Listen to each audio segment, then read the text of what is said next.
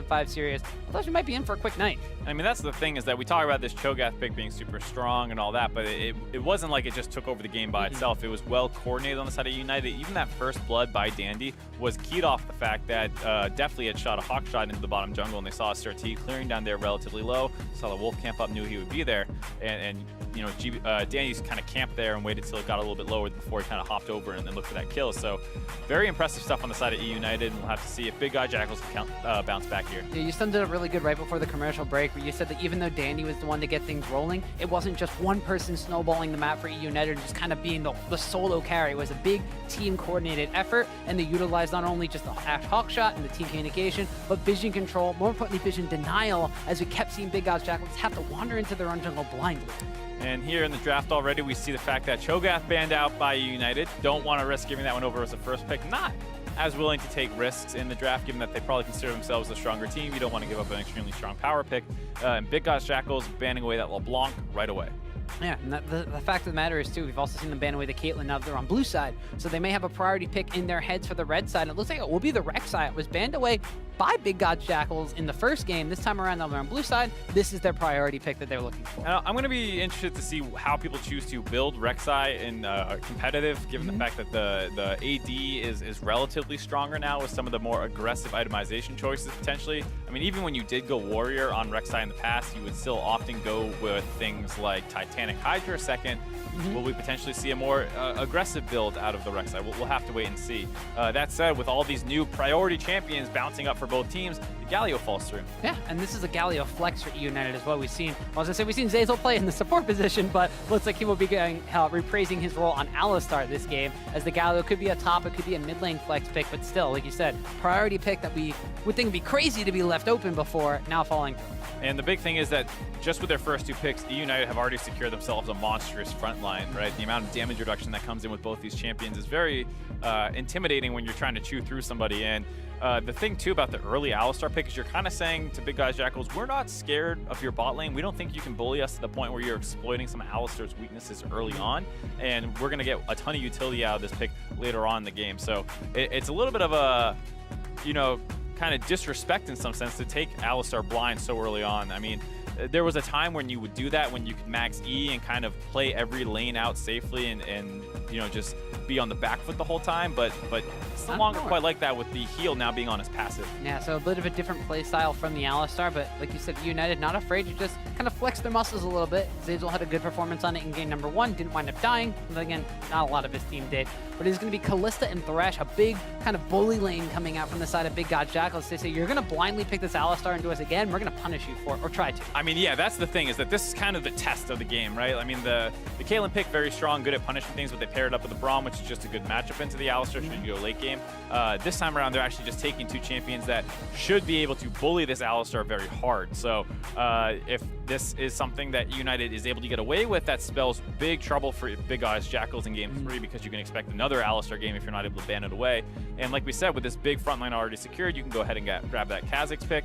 As we move into the second ban phase, already the Rumble taken out, and they have gotten rid of the Corki once again, which is something you want to see on eUnited. Don't ever want to give that over. Pekka is hands down his best champion in the meta right now. Well, they banned it away in the first pick phase last time around, but this time by going, I guess, maybe setting it up with the Alistar blind pick, they're able to get that Corki banned away in the second ban phase and not let Peek and Move take it. However, banning away some safe picks here with the Orianna in the mid lane, but also the Camille ban coming through, so this may be indicative of maybe wanting you to go for something like a Jarvan in the top lane from the side of RF Legendary, but also just taking away something that Licorice can cause chaos with if it's a mid lane Galio. And it's something we saw out of the TSM series this week, is you combine that with the mid lane Galio pick, you have a ton of dive potential on the side laner. The Hextech ultimate blocks him in place, the Galio ultimate comes on top of the Camille, you don't have anywhere to go, you just kind of get blown up. So feels like that they were anticipating that a little bit, given that we know Licorice is a fantastic Camille player. So understandable to see that banned out right away, and we see a Misfortune coming in. An under the radar lethality. Yeah, not the first one you think of. You think of the more utility based ones like the Jhin and Varus. Well, this one just being a little bit more straight up about damage, a little bit more about potentially the team fight coming out from, you know, her ultimate, the bullet time, being able to shred through. It also combines extremely well with the Kha'Zix, as one of them is going to be building a Black Cleaver, specifically the Misfortune,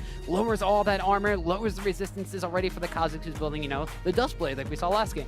So we'll have to see exactly how that works as well against Thresh and Kalista. Not a super mobile champion, so you might be in threat of one of those dangerous level 3 flash flay lantern back ganks that you see out of the Thresh. As well as the fact that this is a Rek'Sai on blue side, you have some of those very, very exploitive jungle paths around the Raptor clear. You hit level 3 just 2.5 minutes into the game, and you gank while the enemy team is still level 1. So eUnited are going to have to be very aware of that as we see the Gnar taken blind, and eUnited grabs the Poppy. Don't remember Poppy being picked into Gnar a lot, although this does solidify the fact there's going to be a mid lane Galio, so there's going to be a lot of damage reliance on this Kha'Zix and on the Misfortunes. That armor shred would potentially be prioritized because you have a Poppy who is a very difficult tank to deal with in the later stages of the game, super annoying, no one really wants to have to deal with it. And you have Galio who does have wave clear, does have an okay amount of damage, but also a big beefy front line. This is an eUnited lineup that just wants to kind of get up in your face again. It is a little surprising to see that Poppy. I mean, so they take the Gnar, kind of forcing the Galio to have to flex mid. It makes sense. I mean, Galio's happy to go there versus Syndra. Maybe a little bit difficult early on, but you just stack some resistances and you match up just fine versus Syndra. The surprising thing is what they chose to put into that position that they're flexing the Galio out of. The Poppy, way back when they initially came out, had a decent matchup into the Gnar because you just E at him, you put your W up, he can't hop away, you lock him down, and you had a lot of damage back then. Poppy has received a ton of nerfs since that time, so the individual matchup, I'm not quite sure how it goes anymore. I'm a little bit concerned that it might still be difficult for the Poppy, but you do have the good gank setup, like I said, being able to interrupt that jump. Yeah, and not only that, but now that I'm kind of thinking about it, you have the steadfast presence from Poppy, you have, the taunt coming in from Galio, and you have Alistar, who basically is just a no button if you're trying to engage on their backline. So Misfortune and Kha'Zix, who, like you mentioned, Misfortune specifically has to kind of be protected in the backline, not extremely mobile, just kind of stays in place to do the majority of her DPS. This is just basically a front wall that you're not going to be able to get through, whereas if you're Big God's Jackals, you have a little bit more of the guys who want to jump in. You can't get that big Gnar ult animation cancel initiation that you can get if the Poppy just puts up the W, the Alistar just heads you backwards. True, but if you ever do misposition and let's say definitely goes down early on in this Misfortune, your team comp is suddenly lacking a ton of damage, as well as the fact that just generally speaking, Misfortune isn't the highest DPS AD carry around. So this is a little bit curious of a draft for me out of eUnited. I understand it. You have a huge front line. You have a lot of engage potential. MF just kind of throws her damage in from the backside. Kha'Zix, as everyone gets low, starts leaping forward and going crazy. You also have some protection, like we said, out of the Galio being able to throw the damage reduction on the Kha'Zix, something we saw kind of premiered at MSI.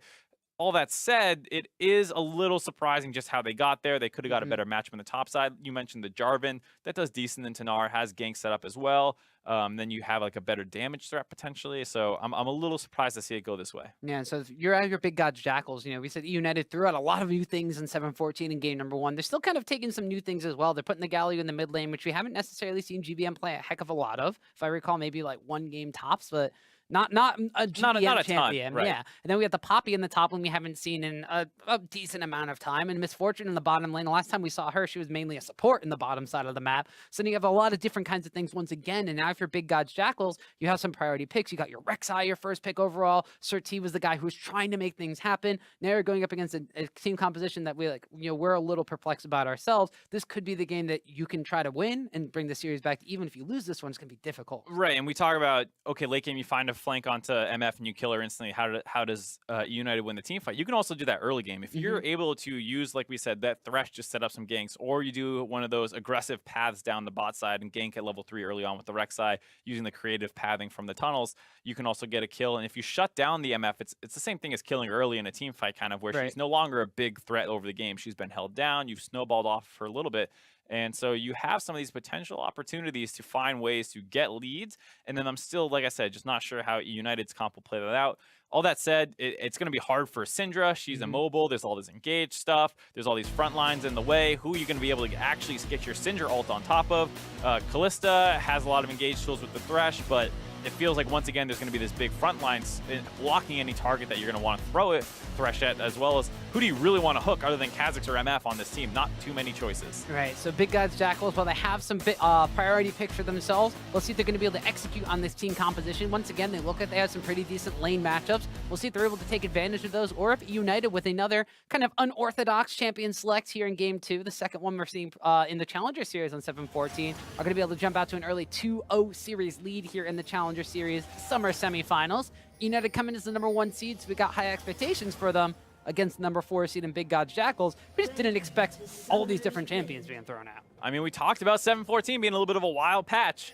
Just not exactly how I thought it would be, you know? I mean, MF, yeah, it makes sense. Lethality got a bunch of buffs. You can see that one. Alistar got some buffs. Kha'Zix with all those lethality buffs. The Poppy comes out of nowhere for me. I normally don't associate Poppy with lethality, but I mean, if there's going to be a lot of damage being thrown around, Poppy's like the late game tank that just never dies once you survive the lane phase. She was a good matchup into the Jace specifically. You know, that's not what the case is here now that you have RF Legendary and the Gnar. Mentioned we can just kind of deny any sort of initiation coming in, but we'll have to see how this one plays out. You know how much I love myself some Poppy. Ah, I forgot you're a Poppy hater. I am. He's my favorite champion. I hope we stay up on the top side the entire early laning phase. I really hope I would the love to observers see have muted you this so Gnar they can hear Poppy you. matchup. I'm just really curious to how exactly it's going to play out. I really want to focus on that creative jungle pathing you were talking about coming out from Sir T on the Rek'Sai pickup. More specifically, not just to detract from my Poppy hate, but the fact of the matter is that Sir T was the guy that Big God's Jackals were looking to for those initiations when they were behind, but also the fact that Dandy abused him in the early game, and that's one of the big significant reasons they fell that far behind. Oh, for sure. That was the big problem, was that early kill that he got. Sir T, hopefully going to have a better bounce back game, but like we said, you got to watch this Poppy early on. See exactly how this lane phase is going to go. You see some Buckler harass come in. Going to throw down that Q, probably starting with that one. I mean, when we used to cast the collegiate campus series. Actually, oh look, there's stuff on the bottom lane. Sorry, can't talk about top lane. Actually, definitely getting the heal blown extremely early on. You mentioned that level 3, the Thresh Flash Flay potential is out there, but also definitely not being super mobile and the Thresh being able to abuse the fact that Alistar is melee. Just getting up close and personal and forcing Summoner as well as level 1. Yeah, I mean, that's exactly what you would expect out of this team, is the fact that they can kind of just run up to you level 1 and threaten to all in. And it's going to get even stronger when they hit level 2 here. But the fact is that they pushed too hard early on. They spoiled any potential level 3 cheese that Sir T has actually been setting up for, as well as the fact Dandy smites the way, denies the level 3 from the Rek'Sai, and he's just going to skedaddle out of there. Does not want to fall prone to this big jungle invade that's coming in on blue side here. They're going to take away his blue buff. Kind of unfortunate for Kha'Zix, but you got to think it might be worth it in the long run. And you see Dandy immediately pathing to the opposite side, so we'll see if he winds up going for Sir T's blue buff or if he's going to do something else. Ping does go down on it. So we'll see Dandy getting on that side of the map. PBM might get a little aggressive in the mid lane here against Peek and Move Syndra. Rek'Sai's kind of wrapping around the backside here, but we see the Winds of War from Galio. Yeah, so what's really nice here is that they actually saw Sir T kind of wrap around up into their jungle for a moment. They did drop a ward over the wall as well as getting that Scuttle Crab. Dandy doesn't look like he's 100% confident going for that blue buff, given the fact that the top side is pushed in as well as the fact that his mid lane is pushed in. So even though Sir T is in the bot side of the jungle, he is still scared of the solo lane collapse coming in. So overall, probably still a better trade for Big God Jackals, only because they had already kind of flubbed that early level 3 gank setup. Because normally what you want to do is you get into laning phase and you don't shove the lane quite that hard. So that way they're kind of exposed to the wraparound gank that only Rek'Sai can really do when you go for that Scuttle Crab XP Quint level 3. Dandy definitely had a read on it though. The fact that he was already down there gets the Scuttle Crab smite, but for the most part the gank had already been messed up by the all-in. Oh, well, they're trying to go for something anyway. Sir T's on the bottom side. The Lantern's going to come out. Actually, they wind up blocking onto Zazel, who tries to pulverize his ADC out of that one. A flash sword from Fabi. The Ignite's ticking down, and Zazel with a health potion will barely stay alive. And this is what we were saying. It was a little bit of a disrespect out of eUnited to take this Alistar pick so early on blind. Getting abused super hard. So far, they've been hanging even in CS, but they've lost all their summoners down the bot lane already for just an Ignite and a flash on the side of Big God Jackals. Things are not going to get any easier here. They're going to shove this one in, probably going to go for a reset and continue to try and keep this pressure up on the bot side. We mentioned that going over the team composition, you shut down this Misfortune early on. It's basically like taking her out of a fight in the later stages of the game. She doesn't have the item advantage she needs to really, you know, well, to utilize the term again, like snowball the advantages that she would normally get during this lane phase. So they're punishing the Alistar in tandem, they're punishing the Misfortune, and then who else on eUnited will wind up dealing damage? That and the fact that you're playing into Big God's Jackal's strengths by getting Fabi, the guy who is their late game carry, the guy who really has kind of been the backbone for their team, ahead. Definitely some questionable choices made in eUnited's draft phase, both in terms of the comp and the early laning phase choices. Licorice starting to get chased down a little bit here by the Gnar. Turns it back around, though. It does still have the heroic charge available, but RF Legendary is building up a decent Gnar bar. Chasing that onto the Poppy. This is kind of what I was saying, where I actually was a little curious about how this laning phase would go, just because, you know, Licorice can go charge in with the E, and you can then with the heroic charge, and you put up the Steadfast Present, can't hop out as Gnar, but if you're just ahead in trades already, you don't need to hop away necessarily. You can wait out the Steadfast Presence and just auto the Poppy, and that's one of the things that you couldn't do previously in the matchup, was just the Poppy was too strong. But like I said, she received a ton of nerfs since then. That was way back in Season 5, I think, when we initially saw this matchup much. And so on the top side of the map, RF Legendary finds himself at even CS, no strict advantages, although he does have his jungler coming around the backside. There's no wards in the brushes for Licorice to sniff this one out, but he has a decent back timing, hits level 6. Has a decent amount of gold in his pocket, and will decide to go back as RF Legendary had done so already. Back got the Phage for himself as he picks that up and utilizes the teleport to get back to lane. But now we're going to see another first item here, 714, the Bramble Vest coming in. Hopefully that works out. We see some initiation start down here on the bot side. Yeah, definitely getting hooked in by Biano, and even though he goes in, it looks like they're trying to buy time to get Galio in range. The hero's entrance comes in, and now there's a Galio and an Alistar here. Biano has to flash away. Fabi, though, trying to leap through, will wind up getting first blood. He's going to wind up going down shortly after that one to GBM, but it's going to be Big God Jackals getting a kill in first blood in a 2 versus 3. Overall, a relatively intelligent play by eUnited to not kite back to their turret, but actually swing up to the river to try and get closer to GBM to get that ult in faster. He's able to join up with the rest of his team, but they throw all their focus down onto Biano, who is actually the one who still had his flash up. So as we take a look at how this fight starts out again, able to land the hook basically through the Alistar, whose headbutt pulverized. I put him through it. They kite to the left. He's able to collapse here, but they should have looked for Fabi. Fabi has no flash available right now, but Biano does. So the heal comes in, keeps him healthy enough, as well as gets him out of the fight. And now Fabi is the one who is able to kind of go in while all that focus is down on the Thresh, pick up that kill, end up in a 1-for-1 trade. So small misplay by eUnited there. Yeah, so while eUnited loses out on the bottom side of the map for first blood, Danny's going to continue to be aggressive and take his red buff on the top side of the map here at level 5. Mid lane matchup, GBN roam down, got himself a kill, but he is at a level disadvantage for the time being as Pika Roof is at level 7, though he himself will hit 7.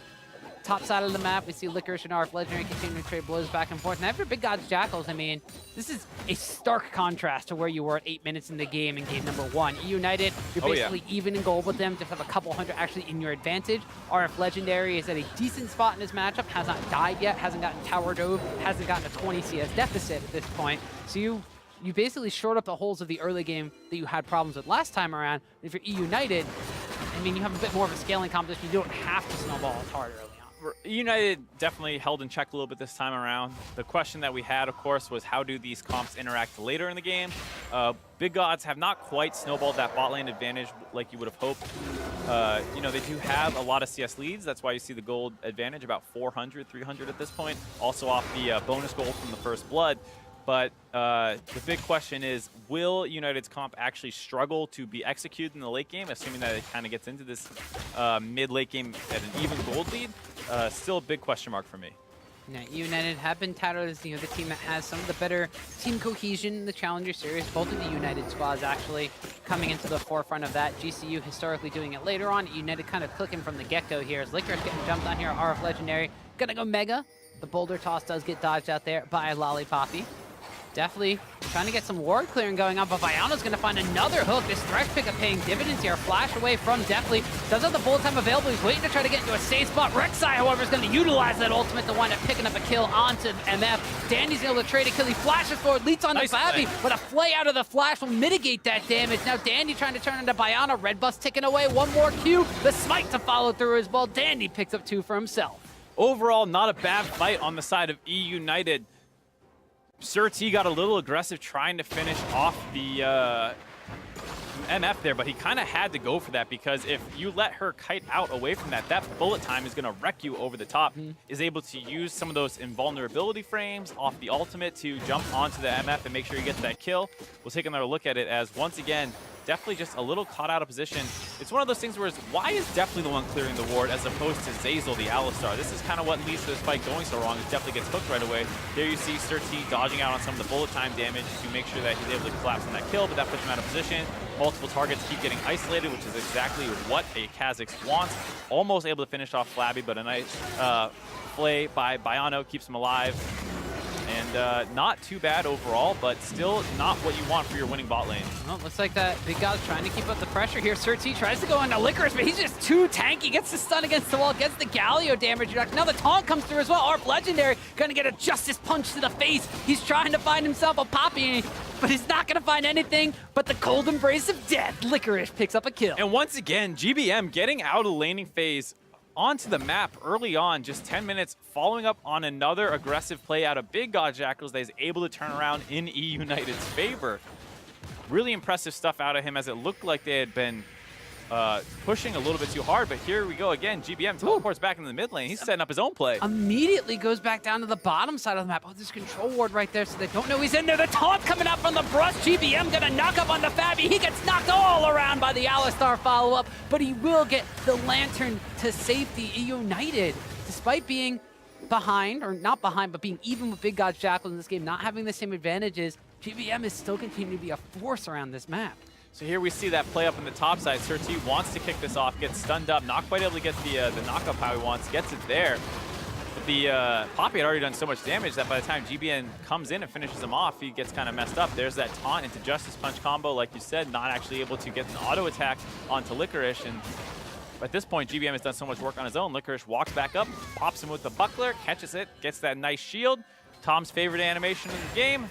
And eUnited grab gold lead now off the back of countering some of this aggression out of Big God Jackals. Really off the back of GBM, and this is a different. Oh, yeah. This is like, what was it, week 1, or I think it was week 1, we saw GBM on the Lissandra pickup, moving around the map and making things happen for all of his side lanes pretty much. Now he's doing it on a champion that has an ultimate to help him out. This is a different shade of GBM. Well, this is one of the things you hear about Galio mid lane, is that it's just so difficult to play against because you can't punish it in lane that well. Syndra, one of the most lane dominant champions in the game, has a hard time versus him because his early wave clear is decent enough. He's able to take some trades, he just heals up, and then he goes back and gets his first MR item. No longer can you shove him out of lane, and then after that he just matches your push and runs around and either sets up his own plays with his team. You know, he's a great diving champion, or if you try getting aggressive, he roams down to those plays and cuts those off. So he's such a difficult champion to play against in the mid lane. That's why it was a bit of a surprise to see it go through the draft phase early on and not even get first picked away. Saw definitely utilizing the bullet time in the bottom lane for a bit of wave clear duties, getting a little bit of damage on that Fab and just forcing the Calista to hop, skip, and jump away. Now Dandy walks over a control ward, but doesn't look like he's too deterred by that one. Maybe looking for a dive here, but there's no minion wave as RF Legendary doing a good job of clearing that one out. Yeah, Dandy was wrapping around the backside potentially to join in. GBM had kind of left the mid lane as well and started fainting up there. So eUnited looking for a dive. Big God Jackals were reacting well to it, intelligently called off by eUnited. Both teams back off from that situation, and there we go. MF grabs her Duskblade already. So first Duskblade of this game being completed there. So we had some lethality being built up, as well as some tankiness coming out from the side of eUnited. On the flip side, though, for Big God's Jackals, they're going a little bit more tried and true. We had questions as to what Sir T was going to prioritize on the rec side. He has gone for the Cinder Hulk, since that one got buffed in the previous patch, 7.13. That's risen to more kind of popularity over the Warrior build here. We'll see if he wants it going for a bit more of a damage-centric build, going for the Titanic Hydra, or if he is going to be a big, beefy frontline for his team as Biano, the other member of the frontline here from Big God's Jackals, gets caught up by eUnited once again. The brush bait coming out from GBM is effective. He goes on to a killing spree. Really nice play out of GBM. Last time it was Dandy taking over the game early on. You got to give GBM credit this time. Swayed the bot lane, swayed the top lane, and now he's being able to get aggressive in the enemy team's jungle. For the longest time throughout, you know, the challenger split, we said eUnited, they were the #1 team. They worked well with their team communication. They were kind of the complete package. We saw the graph at the beginning of the show that kind of summarized how they were 1 or 2 and basically all the different stat categories across their team. One of the things we didn't see was big star power coming out from GBM, or Danny being, you know, like the Samsung White Danny that we were mentioning previously. But in this series specifically, both GBM and Danny have stepped up and look like a return to their peak form. Who knows, maybe a bit of the big game player attitude coming back. It's one of the things about Samsung White was that they had some games during that Worlds run where they didn't look particularly impressive. Some people even said, oh my God, they're trolling. But when push came to shove, they absolutely decimated people. And once again here, first round of the playoffs, crushing Big God's Jackals. Yeah, eUnited definitely showing that they want to make it to the Challenger Finals, and they want to be the ones that win it this time, although their opponent will be determined tomorrow, where we have the Tempo Storm versus GCU matchup. That's another best-of-5 coming at you tomorrow. In case you wanted a double dose of Challenger Series action, we still have potentially a 5-game series here. As Big God's Jackals, though, they have fallen behind and lost the early game advantage. They're down and definitely not out. Not out yet. They still are only down 3,000 gold compared to last game. At this point, I believe it was more like 6,000. So a better game overall, and like we said, maybe still some comp concerns if this MF drops down early on. The Kha'Zix does have a lot of damage, but it might be a little bit hard to actually get off. I mean, it's just going to be a big pig pile by the rest of eUnited's comp, really. All of them are going to be jumping onto a target, so Big God Jackals can kind of kite out of that. Why are you looking at me like pig pile is a weird term? Pig pile's not exactly what I would think. Well, I mean, that's what it is. You got 4 melee champions all diving onto somebody. It's a pig pile. All right. I've just never really heard the term pig pile. That might be a Massachusetts thing, not a Jersey thing. But who knows? Big God Jackals bottom lane, where they did have some advantages getting jumped on here by eUnited. And teleport coming in as well from Licorice. eUnited are in full commitment to this one. Licorice going to try to zone away Biano and Sir T. RF Legendary teleported into the fray as well, but that's underneath the tower by Fabi.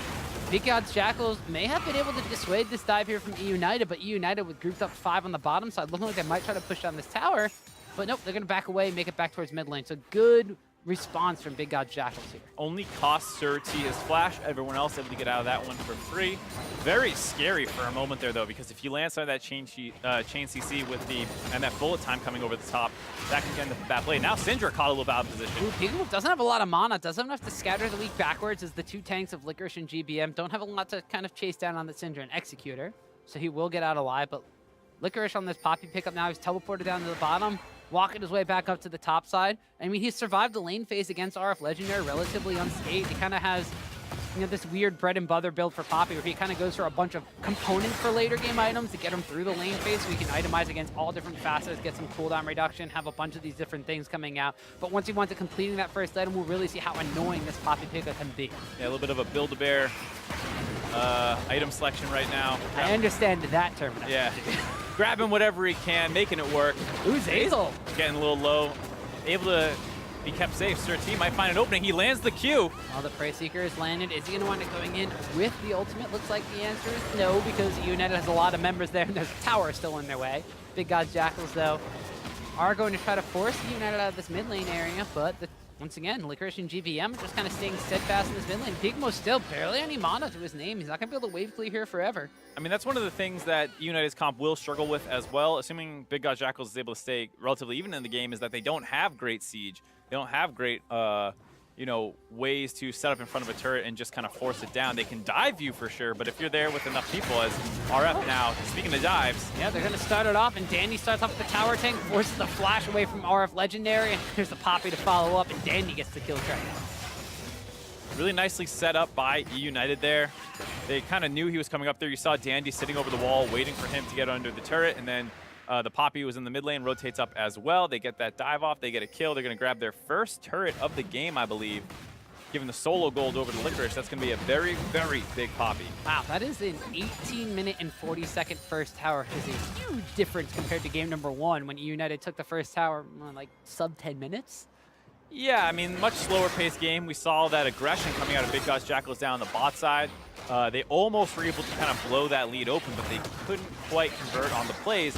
And one of the kind of hidden upsides to that for eUnited is that, as we see a dive, once again, this time the bot side. Alistar headbutt pulverized into the hero's entrance, but a good Fates call coming out from the Callista, going to save Biano's life, and looks like the Sir T's on the bottom side to collapse. Danny, in the meantime, is getting the Rift Herald on the top side of the map, but Big God's Jackals didn't lose anybody.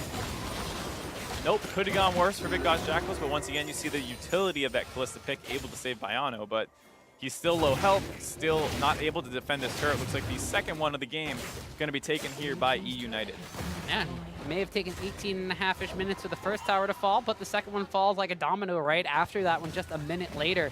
So Big God's Jackals while they were hanging tight in the early game here against eUnited, now the towers have fallen down. The lead has ballooned for the side of eUnited, now about a 5,000 gold advantage for themselves. And we're at the 20-minute mark. It's not the same 10,000 gold lead as it was in the last game, but it's still a massive amount of gold in favor of eUnited. Dandy was eyeing that 1v1 against RF Legendary, doesn't decide to take it. And like I was saying, one of the hidden advantages with all that aggression down the bot side, how telegraphed all that was the fact that it let Licorice play top lane a little bit more unsafe than you would normally expect to see. He was down at around 200, 300 health multiple times, a little pushed up in lane because he knew Surti was down that bot side.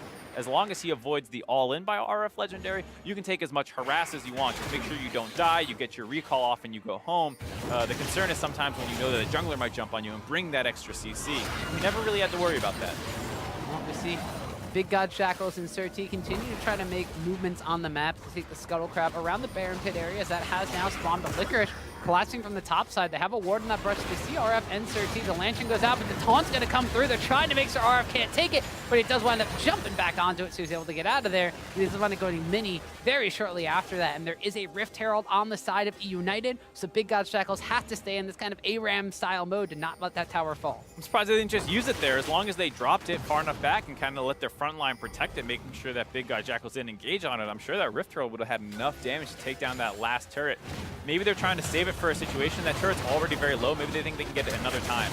Ooh, they're trying to jump on the Licorice. He's kind of left out to dry a little bit. We are going to see the Rift Herald being summoned at the same time, but the Poppy Copter's going to go off. Winds up knocking back a peek and whoop, but not before he gets a parting shot kill from that ultimate onto Licorice. Definitely, though, with the bullet time rips across the team, and RF Legendary might be mega, but he goes down. We talk about some of the hubris almost out of eUnited, sometimes think they're tankier than they are. Licorice waited a long time before charging up that Poppy Copter to knock people off of him. Able to get taken out there by the Cinder ultimate at the last second. And we were also talking about maybe saving that Rift Herald for a more opportune moment. They drop it when all that skirmish is breaking out up in the mid lane. They leave it down the bot side. It takes the turret on its own, and they're able to grab that mid lane turret that was already so low. So able to grab an extra turret with a good call out of eUnited there. Yeah, and they balloon their lead now to almost a 7,000 gold advantage. 6.5, I guess, now that some of the gold has kind of settled down. But more importantly, we're getting big item spikes. There's a Righteous Glory that's been completed as the first item here for Licorice's Poppy. We've seen a Duskblade of Drakthar picked up for Kha'Zix, as well as the Misfortune. And interestingly enough, we now have GBM going for not just an adaptive helm to, you know, stave off some of the persistent damage from those Cinder Orbs, but also gone for a Hextech Proto Belt, which is a different shade of Galio than we're used to. This is a very different shade of Galio. I appreciate going for the extra offensive itemization, given the fact that we were talking about eUnited's comp potentially lacking damage. You want to make sure that you can bring some extra burst to the team comp. That's all fine. I mean, we have a soul stealer of all items on the Galio as well, but the adaptive helm, a heavily criticized item by some other casters. You know, I don't want to single anybody out, but some people don't think it's the best item to focus, even against Syndra, a champion that does have a little bit of a spammable spell, works on her ultimate, but it's hard to justify it over some other MR items that can do a little bit more for you. There's no other magic damage dealers, really, so I understand not wanting to go for the Abyssal Mask, another popular first item on the side of mid lane Galios. But all that said, you could have potentially gone for, even just for yourself, to amp your damage if you are going for that more aggressive build in the first place. Yeah, we've seen Spirit Visage be something that Galio has gone for in the past, and some other itemization choices, but this is GBM. He's built to have, you know, a Proto Belt as his second item, so he's in his own little world here with his Magi Soul Stealer 8 stash. We also see a Ghostblade completed for Misfortune, so double lethality items picked up for her. Of course, the Ghostblade has been shifted to be more of kind of the movement speed-based item. We've seen a lot of the Assassins pick this one up, but, you know, marksmen like the Misfortune and the Jhin, who aren't as mobile themselves, pick this one up for the positioning in those team fights and the ability to kind of get themselves out of sticky situations to get jumped on. Very important for a Misfortune because the way she works is she just wants to get set up in the right spot and then drop her ultimate. Doesn't need to be kiting out really the whole time. It just gets to where you want to be, drop that ultimate. Ghostblade going to help out with that a little bit. And here we see eUnited early on starting pressure on Baron. They're actually going to start this one off. Yeah, they baited out the first Scrying Orb coming out from the side of Big God Jackals, but Peekaboo has another one. So the Teleport. second one goes down. It looks like eUnited are looking to try to turn this one into a fight. Good Scatter of the Weak stops the engage coming out from that Licorice teleport. And eUnited try to Baron bait, try to get a fight. Big God Jackals disengage. A little bit premature on turning off that Baron there. I understand you don't want to get forced down too low while baiting it in, but Big God's Jackals weren't that far into their own jungle at that point. They go for an early teleport. Big God just stuns out Licorice, backs off, and now they're down a teleport. They feel pressure to force another play, as RF Legendary is still splitting down the bot side. So, well, they have Licorice in the fray now, so they have their big beefy tank here, so Poppy's going to be able to tank up this Baron. It's going down pretty quick. The Poppy Copy's going to wind up knocking out Sir T, so there's no smite available for the smite fight. Cinder might be able to try to steal it, but Kha'Zix is going to be able to smite that one away easy. Now they turn on to RF Legendary, who teleports in, but he's mini-Gnar. Both of the summoner spells are down, and in addition to that, GBM's be able to pick up a kill on the peek and move Syndra.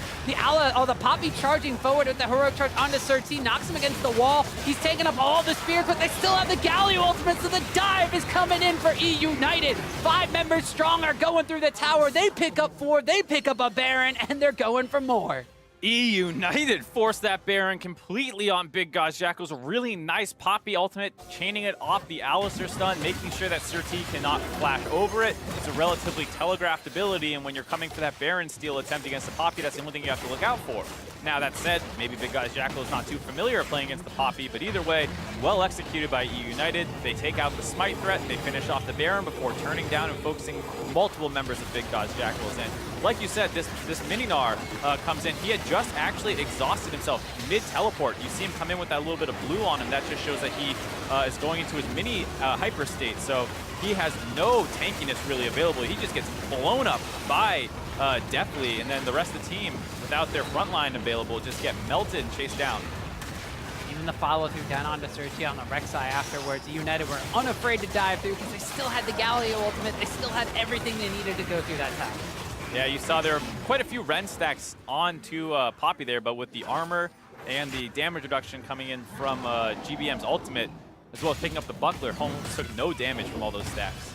Yeah, more importantly, the fact that Fabi, who was stuck hitting the Poppy the entire fight, he kind of had to kite back the entire time. No longer can the Kalista just sit there in the front line and wail on the tanks and just heal off of the fact that she has that Blade of the Ruined King and has the Warlord's Bloodlust. The Bramble Vest is going to be cutting through with the Grievous Wounds, and we already saw the effects on that. Fabi wasn't healthy in that fight. He had to run away. Yeah, and he has no armor pen either, so we talk about some of the early armor itemization that came in for Licorice, given the fact that he is against physical damage dealing top and jungler. It's no surprise to see the AD carry struggling to do anything against him as well. Well, Sir T, maybe getting a little desperate, tries to use the ultimate to jump onto Dandy, but he's going to get burst out. He isolates himself. Zazel not able to pulverize through the lantern, but on the backside here, GBM is just 1v2 in here. Dandy flashes forward. We'll wind up eating the Syndra ultimate, but it will barely stay alive because the damage reduction, GBM going to utilize that protobot after a flash. They're just ripping through the side of Big God's Jackals. eUnited, it may have taken a little bit longer, but now they are decimating Big. Another 4 for 0 right after they finish off that Baron. They get another one in the top jungle. Big Gods wanted to find an opening, couldn't quite do it. Dandy did get pretty low after he jumped in to finish off Fabi, but really just heads up play all around by eUnited. You see the Galio ultimate come in again. He starts trying to lifesteal off the wave a little bit, is able to heal up enough to stay alive. And with that, they grab their mid inhibitor and the top inner turret. And this is Big God's Jackals struggling to get anything done. We saw the engage started off by Sir T, utilizes the Rek'Sai ultimate to just jump down onto the Kha'Zix, and he just caught out of position. The backside here, GBM, we saw him just pushing up the lane, jumps in here and completely takes over this fight. Yeah, almost goes down there, just barely lives through that Syndra stun. And you saw the MF ultimate come over the top, throwing in some nice damage. And then, yeah, like we said, this front line is so tanky. You know, we were kind of talking about it from an even state a lot. As we see, hold on, Danny might be caught out once again. Oh, Sir T getting chunked out, RF Legendary. No real big Gnar bar quite yet, so he's not going to be able to wind up utilizing that Gnar ultimate to shove them back against the wall and try to set up a fight for Big God's Jackals.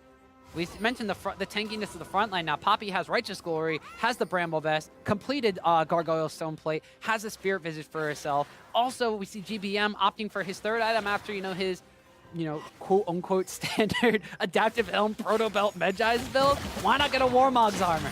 I mean, that's the thing, is that, like I was saying, we were talking about eUnited's comp from even or slightly ahead and having some concerns about how it would operate. Well, when it's super far ahead and you have this much engage and this much tankiness, there is no way for Big God's Jackals to peel you off their backline.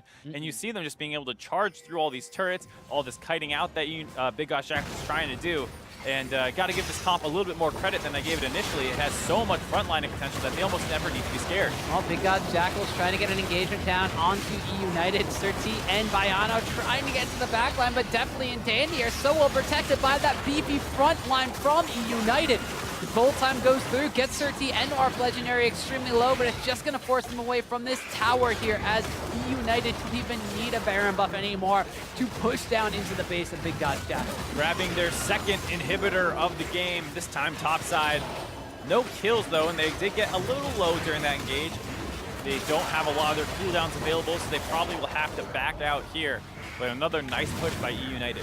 Well, GBM's got this Warmog's armor. He's generating 99 HP every second he's out of combat, and that's in addition to the fact that he has an Ocean Drake picked up on their side as well. Oh, GBM will be just fine. Yeah.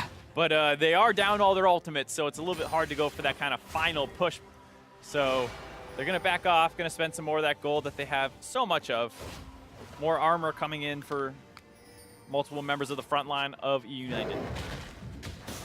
I mentioned this Misfortune pickup isn't going to position properly, isn't going to deal enough damage. It hasn't had to at this point in time, but very quietly Definitely has been building up a very wide array of different items in his arsenal. It's kind of combining two of the old styles of Misfortune. There is the standard lethality build, which had gotten strictly buffed on 7.14 with the changes to lethality, but also going for pieces of the critical strike build. So even if Misfortune's ultimate isn't going to be dealing damage, he has a lot of auto attack pickup here. He has the Essence Reaver for cooldown reduction, the Infinity Edge to really let those crits rain through, and the lethality for all the armor threat he needs at this point in the game. We talk about maybe grabbing the Black Cleaver for the MF, but it looks like instead Dandy has picked that one up. It has been kind of being bumped more and more towards health instead of AD, so it makes sense to put it on the guy who might be jumping in a little bit. So overall, eUnited super far ahead. And like you said, yeah, definitely went from, I think, 0, 2, and 3 all the way up to 3, 2, and 7 now. Has done a great job of staying safe during these engages, letting his front line go in, and then when he finds the right moment, pull the trigger on the ultimate. Right, and the fact of the matter is he has a 6-0 4 Kha'Zix and a 6-0 6 Galio. So no matter what he's done in this game so far, it's going to look really, really good for him. Big God's Jackals, though, things are not looking really good for them. They're hard-pressed against their own base. They've lost 2 inhibitors. It's going to be Baron up in 10 seconds that eUnited can basically take whenever they want because Big Gods are so stuck in their base. They can't really even defend. They can't even really go for a contest maybe. Yeah, and it's really scary because at this point, you know, what are you targeting out of eUnited's drafts? They're taking so much different stuff that a lot of it not even standard champions, so you have to think about, you know, what do we want to focus down next game? I mean, maybe the Galio was a big problem this time around. It did have a lot of influence on the side lanes. It's an extremely strong champion, so maybe you take that one out. But what are you going to do about the Alistar, a champion that you thought you could bully? You were successfully bullying early on before it kind of got flipped around. It's really, really tough for Big God's Jackals here. And what bans do you replace at that point? They had to replace one of the bans with the LeBlanc, which GBM just ran over them with in game number 1. They've been banning away Vladimir because they're afraid of GBM playing that champion. They banned away the Caitlyn when they were on blue sides that definitely didn't have a comfort pick that they could snowball their bottom side of the map advantage with. So what do you replace? You have to give GBM something else, and he's been a factor on 2 champions he didn't even know he played. Well, on the flip side, they're going to be back on blue sides, or red sides, excuse me, most likely, so they will be forced into that Zac ban, and probably that Cho'Gath ban that this time eUnited picked up. So, like we said, really, really tough spot for Big God's Jackals here. Don't want to completely count them out of this game, but at a, 13,000, 14,000 gold lead, 2 inhibitors down, Baron on eUnited, this game more than likely over. Yeah, it's very difficult for Big God's Jackals to try to come back into listen. Oh, they are the team that will be fishing for fights no matter what. Certi looks to be trying to go in on Deftly and Dandy, but he's got to cut off on the rest of his team. He's going to be taken down by the Make It Rain. The E coming out from Deftly is now the rest of eUnited charging into the base of Big God's Jackals. They force a flash away from ARP Legendary, who's still a teeny tiny little gnar. Zazel in the front line trying to just zone away Peek and Woof as he's on his own summoner platform. eUnited don't even need multiple kills to close this one out. All they got to do is take down the Nexus for the second game victory. Yep, gonna ignore that last inhibitor on the bot side. Going for a couple more kills right now instead of finishing it, but there they go. Grab game 2 in an equally dominating fashion. Maybe a little bit slower out the gate, but by 20 minutes, once again, complete control of this game and able to take very quick Barons, able to snowball those Barons into more and more objectives, and next thing you know, game's over.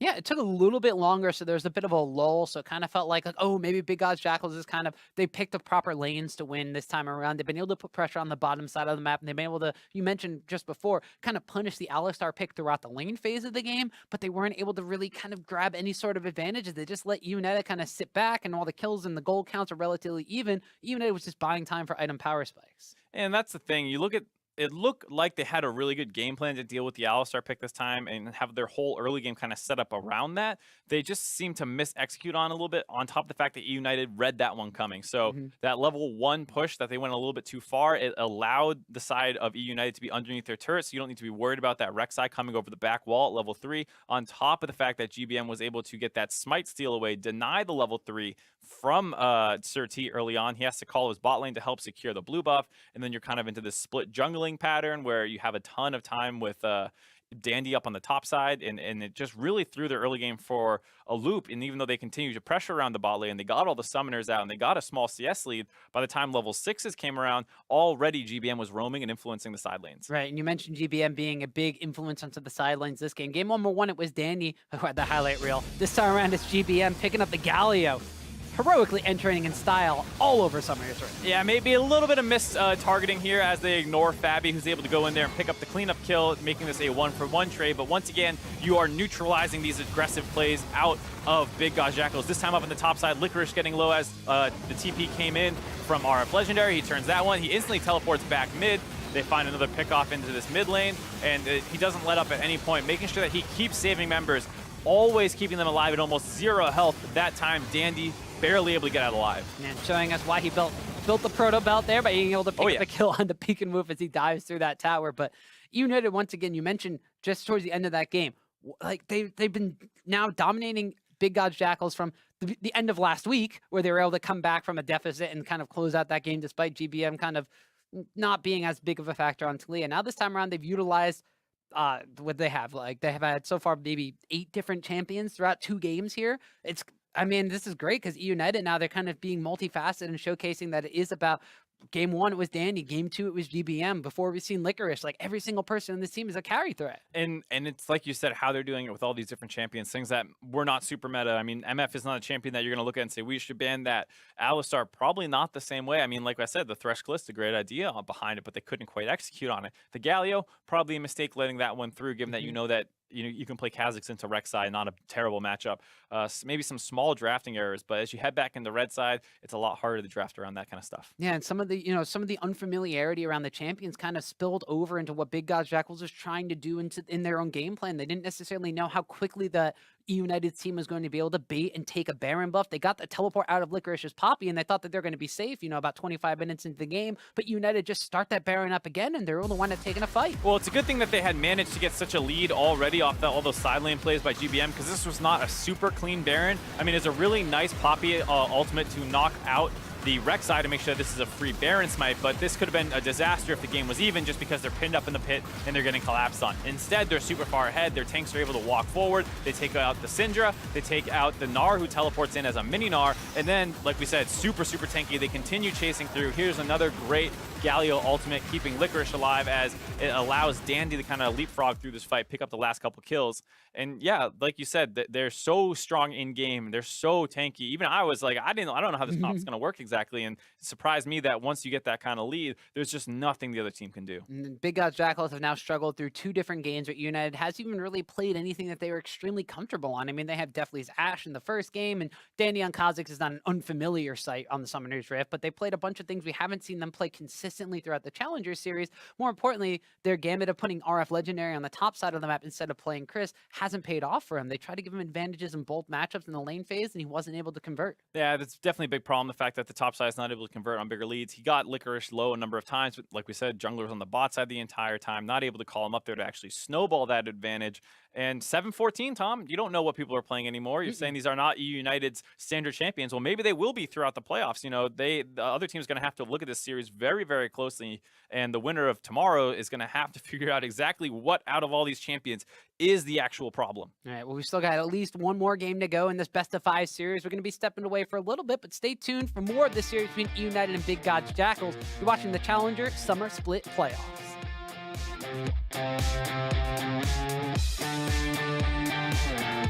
Bayano has to flash away. Fabi, though, trying to leap through, will wind up getting first blood. He's going to wind up going down shortly after that one to GBM. He's waiting to try to get to a safe spot. Rek'Sai, however, is going to utilize that ultimate to wind up picking up a kill onto MF. The Poppy Copter's going to go off, winds up knocking back a peek and move, but not before he gets a parting shot kill from that ultimate onto Licorice. Syndra might be able to try to steal it, but Kha'Zix is going to be able to spike that one away easy. Now they turn on to Arb. Legend who teleports in, but he's mini-Gnar. He's taking up all the spears, but they still have the Galio ultimate, so the dive is coming in for eUnited. 5 members strong are going through the tower. They pick up 4, they pick up a Baron, and they're going for more.